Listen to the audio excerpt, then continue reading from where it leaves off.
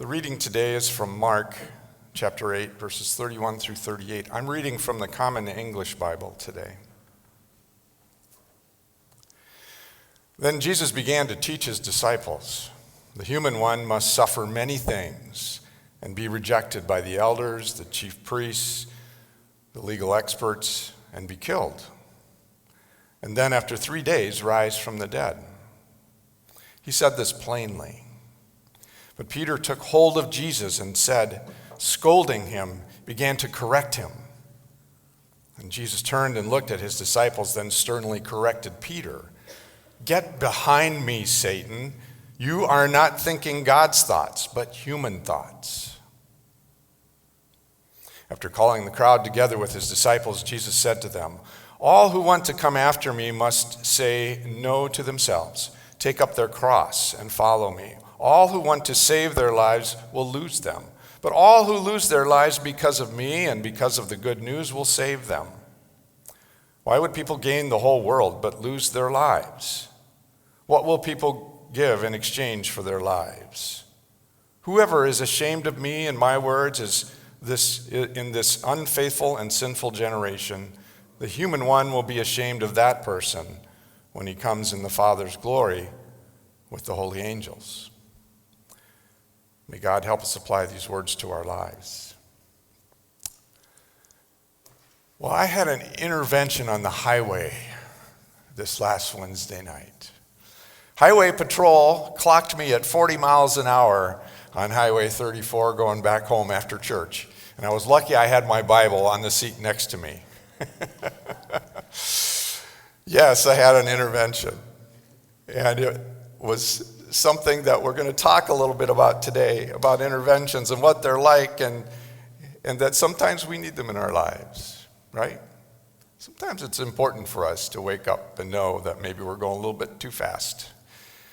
And so we will talk about that today. But before we do, I'd like to just take you to this picture that Matt's going to put up on screen. This is a picture of Holly and the grandkids. This was 2 years ago, so they've grown a little bit, I noticed, but Holly's reading a story to the grandkids, which she does often, and sometimes she even lets me do that. And it's something that I have realized is important for not only us as grandparents and parents as we parent our young kids, but it's important for us, isn't it, as Christians? As Christians, we tell our stories. We tell our story of faith. We tell our story of how God has blessed us. And it's through stories that people understand how God has touched our lives. It's through stories like this that people come to know Jesus, maybe for the first time when we share our story.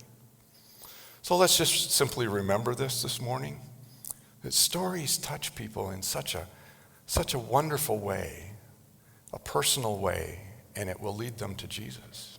Well, intervention is a scary word, but that's our topic today. We're going to be talking about intervention. Conjures up images for us that sometimes are something we really don't want to hear, right? And often we get messages from people that we love that are this way. And I know I shared a story a couple of weeks ago about a point in Holly and our marriage, and how Holly gave me a message I didn't want to hear. And it was a time where I needed to hear that. And this morning, you see this picture of this dog, and I think sometimes this is how we feel when there's an intervention. It's like you don't want to be there, and you don't want to go through maybe what you need to go through, but you know that come out the other side, you're going to be cleaner and you're going to smell good, right? That's what this dog is going to be in just a few minutes when he's done with his bath. But we do at times resist. But we know that it's good for us to go through these times. The official definition of intervention is an action to improve the situation. So an action takes place, just like this bath. But in our lives, it could be whoever delivers the bad news and suggests an action to improve the situation. Maybe it's the doctor that delivers bad news about your health. Maybe he's got a program for you, right? Could be, maybe it's even as simple as losing weight, or maybe it's more exercise. Or maybe it's cancer that requires that chemo or radiation, or any other course of action to fix the problem, the medical problem that you have. It could be a relationship issue, like I mentioned with a marriage. You can have a relationship issue. Your partner delivers the bad news, and then you've got to figure out how to change. Might be an issue at work.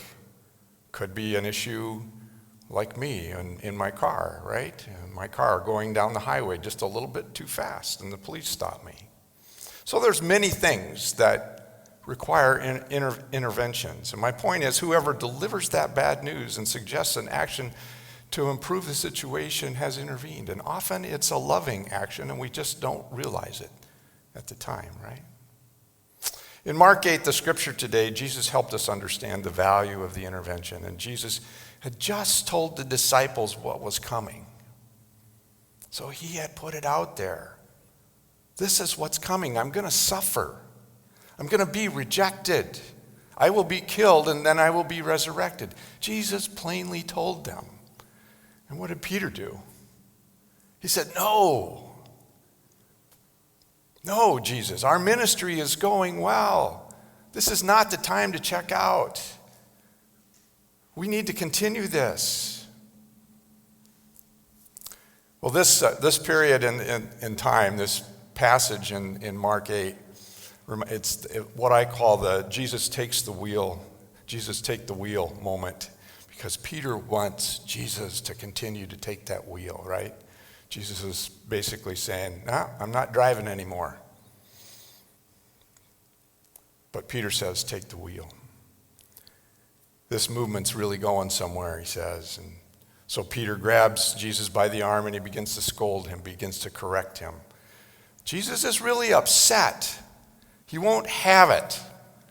And so it's time for that harsh intervention. Jesus is realizing that his guys aren't getting it at all. So in verse 33, this is what he says once again. Jesus turned and looked at the disciples, then sternly corrected Peter. Get behind me, Satan. You are not thinking God's thoughts. You are thinking human thoughts. Jesus had work to do, but it wasn't the work that the disciples wanted him to do. And there's a really good point here that we need to remember. We do get caught up in our own lives, don't we? We do get caught up in thinking that we know how things should be. But we need to listen to Jesus. There are times where we're not thinking God's thoughts, we're thinking human thoughts. Well, once Jesus provided this intervention to Peter and the disciples, it turns out there was a program that he also provided for us. In fact, if you look at the Bible and you page through, you'll find many different programs within the Bible. We know probably some of the primary ones, like the Ten Commandments, right? Ten Commandments is a good example of a good program for us to know. We also know the Beatitudes, how to live a happy life, right? The Beatitudes will help us be happy and live a full life. And there are other examples. The third one is pretty simple. It's and for people like me, I guess, the New Covenant. The New Covenant, basically, when Jesus unveiled this New Covenant, he said, this New Covenant replaces all. If you simply love God, love neighbor, it will cover everything else. All the Ten Commandments will be covered under this new covenant. So for people like me and maybe like you, it's a good one to hold up. Love God, love neighbor. If it doesn't fit into that, then we should maybe rethink what we're doing. Finally, as I prepared for today's message, I was thinking a little bit about John Wesley, father of Methodism. And I was thinking about his rehab program that makes up Methodism. And so the Methodist belief is that we are going on to perfection, sanctification. It's something we strive for our entire lives, and it requires this program of actually doing the 5 spiritual disciplines. And Wesley talked about this a lot in his sermons and throughout his life. The first was works of piety. Now, what's piety? Well, these are works like prayer, reading the Bible, Holy Communion, fasting. It's a really good time during Lent to think about all of these works of piety. Well, the second one is Christian community, which we're starting to feel again, right? When we all start coming back to in-person, and many more will be coming, I'm sure, over time. But Christian community, it's important. It's important to our faith. And then there's devotion to God. We all know that we need to be devoted to God. And then number 4 and number 5, works of mercy. It's not enough just to believe, is it? It's not enough just to honor God. We've got to think about works of mercy, helping people that are in need. That's part of what we need to do as Christians. And 5th in this program from Wesley is compassionate treatment of others. Compassionate treatment of others, treating people well. All of these things make up the program, really, of 5 spiritual disciplines that Wesley talked about throughout his life. But I have a simple revelation this morning. It's something I prayed about as I thought about this, as I thought about the program and what really makes the difference as we go through life. What makes the difference? It's the relationship that we have. It's the relationship we have together. It was with the disciples. We know that the disciples, they were a close-knit group.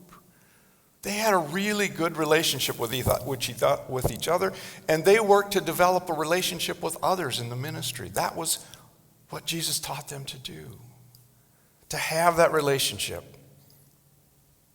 Love God, love neighbor. Everything else falls into place. That's what the relationship is to me. Loving God and loving neighbor. Now we have to live it and we have to show it, don't we? To live it, we have to show it to others and to God, but I believe it boils down to relationship. It means that we help each other. It means that we support each other. It means that we completely trust each other. It means we talk to each other and we lend a listening ear to anyone who needs it. It means we take time for each other. It means we show we care. It means we tell our stories, including our faith stories, as I mentioned at the beginning of the message today. The trusting relationship is critical to any intervention, to any conflict, or to any hope for improvement. Typical in rehab, there is something called a sponsor, right? What's the sponsor for? A sponsor is there to provide that support. A sponsor is there in difficult times to maybe hold you accountable. A sponsor is there maybe to help you with the program, to encourage you. Well, as a Christian, we know we lean on each other and we lean on friends and people in our community of faith. And we know we rely on God. These people are there for us. These people in our community of faith are right here in this room. They are there for us because it's hard to stay on the program sometimes. You can slip. You can fall off. We make mistakes, all of us. We fall down, every one of us. We fall off the wagon. But just like Alcohol Anonymous, our sponsor's there and helps us get back up. We're there for each other, aren't we, as Christians? There's another sponsor that's out there, and this one we all lean on. Yes, we're so blessed to have God in our lives, aren't we? God is there for us, and in John 14:21, there's a promise from God. John 14:21 tells us how committed he is to being there for us. And it reads, "Whoever has my commands and keeps them is the one who loves me. The one who loves me will be loved by my Father, and I too will love them and show myself to them." God promises to be with us during our journey. So your challenge this week, if you've had an intervention, or even if you haven't this week, sign up for the program. The program that we find in the Bible, the program that we find that we teach within our faith, the program that people model for us in a Christian community, this program is needed in our lives. We all need to understand when we're headed in the wrong direction, and we need to understand what can get us on the right course. So go back to the 10 Commandments. Go back to the Beatitudes. Go back to the New Covenant and remember that God has a plan for us that will help us keep on track. Would you join me in prayer? Lord, this week we hear the story of Peter being rebuked by Jesus. And we recognize that sometimes interventions are needed. We all need to understand when we are headed in a wrong direction. We all need reminders. We all need to be kept on track. Lord, help us fix what is broken. Help us follow the program. And help us find that new life. Amen.